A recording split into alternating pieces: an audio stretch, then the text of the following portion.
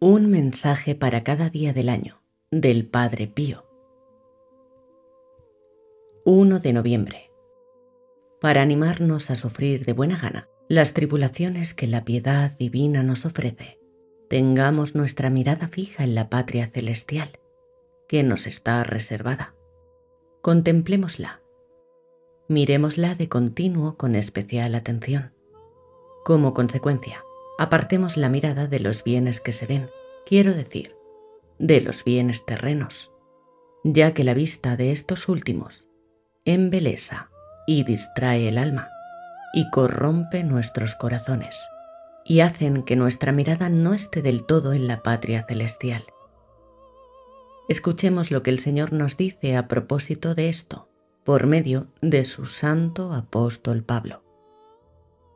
Nosotros no miramos las cosas que se ven, sino que miramos las que no se ven. Y es muy justo que nosotros contemplemos los bienes celestiales, no preocupándonos de los terrenos, porque aquellos son eternos. Estos son transitorios. ¿Qué diríamos nosotros si nos detuviéramos ante un pobre campesino que permaneciera casi atónito contemplando un río que corre a gran velocidad? Casi seguro que nos echaríamos a reír, y tendríamos razón. ¿No es una locura detener la mirada en lo que pasa rápidamente?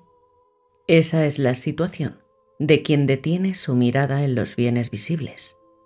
En efecto, ¿qué son en realidad? ¿Son acaso diversos de un río veloz cuyas aguas, aun antes de que hayamos puesto en ellas el ojo, ya se escapan de la vista para no dejarse ver nunca más? Dejemos, querida mía, a quien para desgracia suya está privado de la fe, a quien para su desventura no sabe distinguir lo precioso de lo vil, el deseo, el amor de los bienes terrenos y sensibles, y nosotros, que por la bondad del Dios Altísimo hemos sido llamados a reinar con el Esposo Divino. Nosotros, para quienes la verdadera luz de Dios centellea clara y lúcida ante nuestras mentes.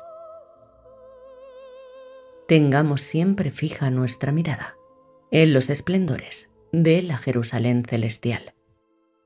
La consideración de los variados bienes que allí poseeremos sea el dulce alimento de nuestros pensamientos, y nuestra mente, enamorada de aquellas delicias eternas, hará surgir en nuestro corazón los más encendidos y vigorosos afectos hacia ellas.